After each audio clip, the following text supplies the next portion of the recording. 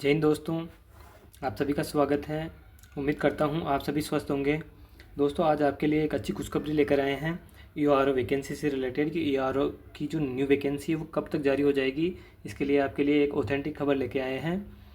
इसमें हम देखेंगे इस वीडियो में कि जो विज्ञप्ति है वो कब तक जारी हो जाएगी और कितने पदों पर आने की संभावना है, और जो योग्यता है और जो एग्ज़ाम पैटर्न है वो क्या रहने वाला है, सिलेबस में कुछ बदलाव होगा या नहीं होगा। और जो मंत्री जी हैं जाबरमल खर्रा जी, उनसे आज विधानसभा में ये सवाल पूछा गया है और उसका उन्होंने क्या जवाब दिया है वो हम आपको बताने वाले हैं। इसके लिए आप वीडियो को अंत तक देखिए, वीडियो को लाइक कर लीजिए और आप सभी से रिक्वेस्ट है कि चैनल को ज़रूर से सब्सक्राइब कर लीजिए ताकि आपको जो अपडेट है वो तुरंत से मिलती रहे, और बेल आइकन को ज़रूर से दबा लीजिए। तो दोस्तों, आज विधानसभा में जो जाबरमल खर्रा जी हैं, हमारे जो स्वायत्त शासन के मंत्री, स्वायत्त शासन विभाग के जो मंत्री जी हैं, इनसे सवाल पूछा गया था कि जो वैकेंसी है जो नगर पालिकाएँ नवसृजित, उनमें वो जो नए पद हैं उन पे पद सृजित कर दिए गए हैं या नहीं किए गए हैं। तो इस पे इन्होंने जवाब दिया है, जिसका एक वीडियो है।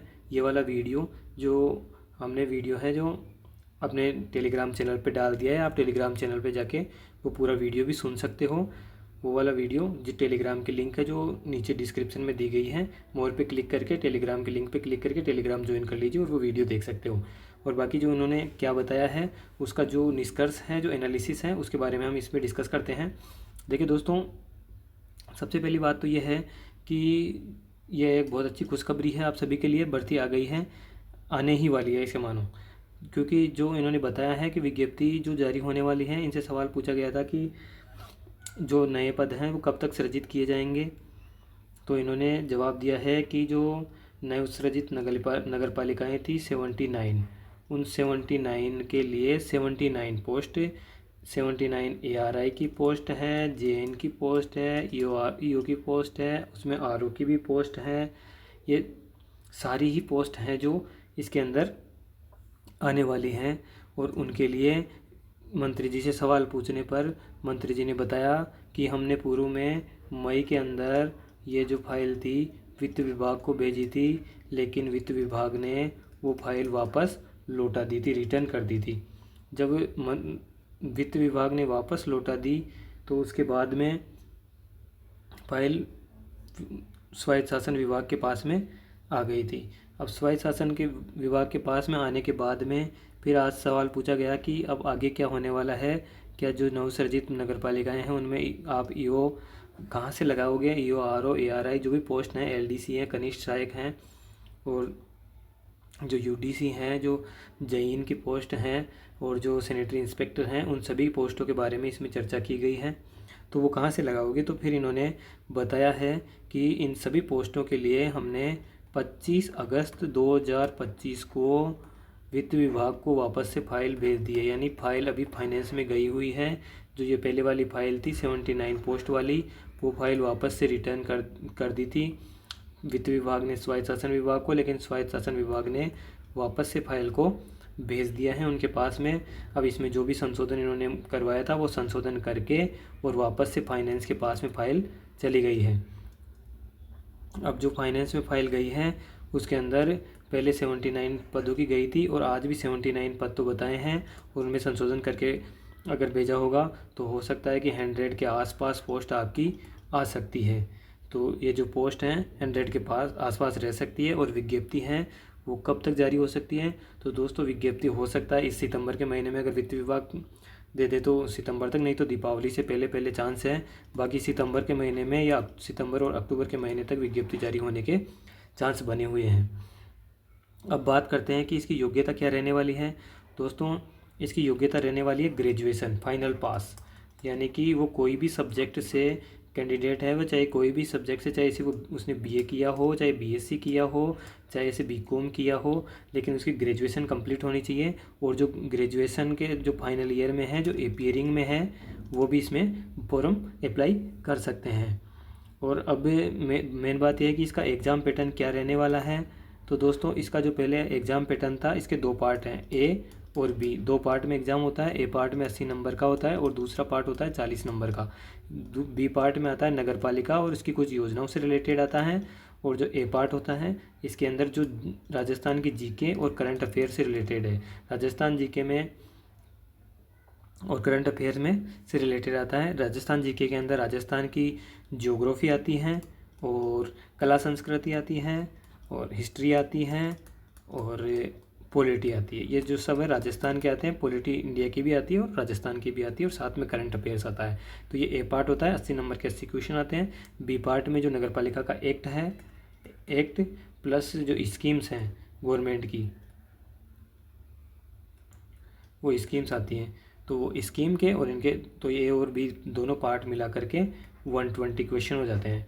120 नंबर के 120 क्वेश्चन आते हैं, 40 बी पार्ट से और 80 ए पार्ट से। तो इस प्रकार से ये वाला इसका एग्ज़ाम पैटर्न रहता है। और जो सिलेबस है उसमें बदलाव होने वाला है या नहीं होने वाला है, तो दोस्तों अभी तक तो कोई बदलाव नहीं होने वाला है।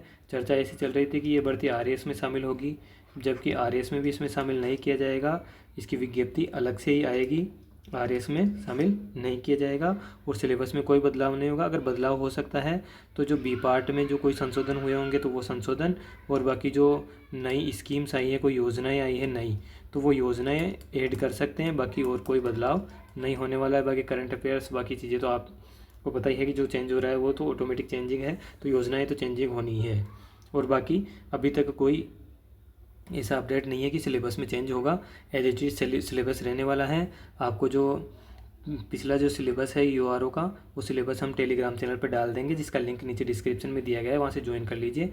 आपको वहाँ पर जो पिछली वैकेंसी का जो सिलेबस था वो सिलेबस हम डाल देंगे, जिसके अकॉर्डिंग आपको तैयारी स्टार्ट कर देनी है अभी से।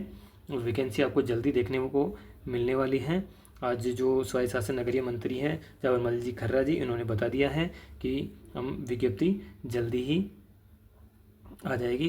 इन्होंने वित्त विभाग के पास में फाइल भेज दी है और वित्त विभाग अभी इसमें कितना टाइम लगाता है, हो सकता है कि आने वाले 5 से 10 दिन के अंदर ही वो अनुमति दे दे वित्त विभाग, या हो सकता है 1 महीने में देवे।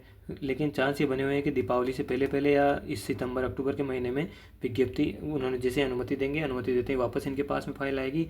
या जैसे कि इसका प्रोसेस ये रहने वाला है, देखो आपको बता देते हैं कि अभी फाइनेंस के पास में फाइल गई है 25 अगस्त को। अब वो लगभग 1 महीना ले सकता है, मान के चलते हैं तो 25 सितंबर तक अनुमति देते हैं। तो फिर बाद में वो फाइल वापस डीएलबी के पास में आएगी, जो लोकल डिपार्टमेंट है ना या स्वायत्त शासन विभाग, इसके पास में आएगी। इसके पास में आते हैं ये वापस फाइल को, जो पदों का वर्गीकरण होगा, वर्गीकरण करके और ये आरपीएससी को फाइल भेज देगा। आरपीएससी फिर उसके अंदर जो रिजर्वेशन से रिलेटेड उसको चेक करेगा। चेक करने के बाद में अगर कोई ऑब्जेक्शन होगा तो वो ऑब्जेक्शन डिपार्टमेंट को लगा से वापस रिप्लाई मांग लेगा, और अगर कोई ऑब्जेक्शन नहीं होगा तो आरपीएससी फिर उसकी विज्ञप्ति जारी कर देती है। और विज्ञप्ति जारी करते हैं उसके जो फॉर्म अप्लाई करवाए जाएंगे, और फॉर्म अप्लाई होने के बाद में लगभग 1 महीने तक का समय फॉर्म अप्लाई करने में दिया जाएगा। और फिर उसकी एग्ज़ाम उसका सिलेबस जारी कर दिया जाएगा। जो सिलेबस पुराना वाला है वही रहने वाला है, और उसका एग्ज़ाम पैटर्न जारी कर दिया जाएगा। और एग्ज़ाम पैटर्न के बाद में एग्ज़ाम डेट बता दी जाएगी, जो एग्ज़ाम डेट इसकी जारी कर दी जाएगी। तो अब सवाल ये आता है कि इसका एग्ज़ाम कब तक हो सकता है। जैसे कि अपन ने ये वाला जो पैटर्न बनाया है, तो देखिए अगस्त से सितंबर अक्टूबर में इसकी विज्ञप्ति आ सकती है। फिर विज्ञप्ति आने के बाद में 1 महीने का समय है जो फॉर्म भरने में चला जाएगा, यानी कि नवंबर तक फॉर्म भरेंगे अगर अक्टूबर में भर्ती आएगी तो फिर बाद में नवंबर यानी कि दिसंबर तक इसका सिलेबस जारी हो जाएगा। सिलेबस जारी होने के बाद में लगभग 4 से 6 महीने का टाइम इसमें दिया जाएगा, यानी कि 4 से 6 महीने यानी दिसंबर से लगभग अप्रैल मई जून इसमें कभी भी इसका एग्ज़ाम हो सकता है। जैसे संभावना है कि 2026 के मिड के अंदर इसका एग्ज़ाम होने की संभावना है। बाकी जो आपको पता है कि पहले जो अप्रैल मई के अंदर जो आरपीएससी के द्वारा डेट खाली छोड़ी हुई है, उस डेट में भी ईओआरओ का एग्ज़ाम सेट किया जा सकता है। वो अगर जल्दी विज्ञप्ति आ गई तो ये सेट हो सकता है। तो आप सभी को के लिए एक अच्छी खुशखबरी है कि ईओआरओ की जो भी तैयारी करना चाहते हैं, जो कोई जॉब के साथ में तैयारी करना चाहते हैं या फिर जो कोई फ्रेश है, वो दोनों के लिए ही खुशखबरी है।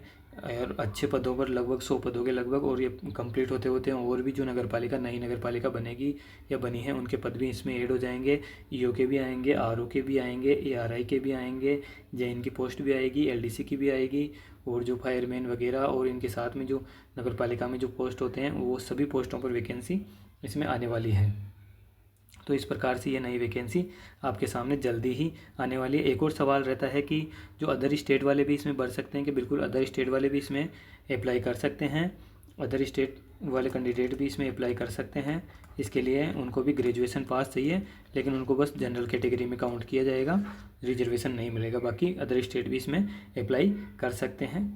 तो दोस्तों वीडियो अच्छा लगा है तो वीडियो को लाइक कीजिए।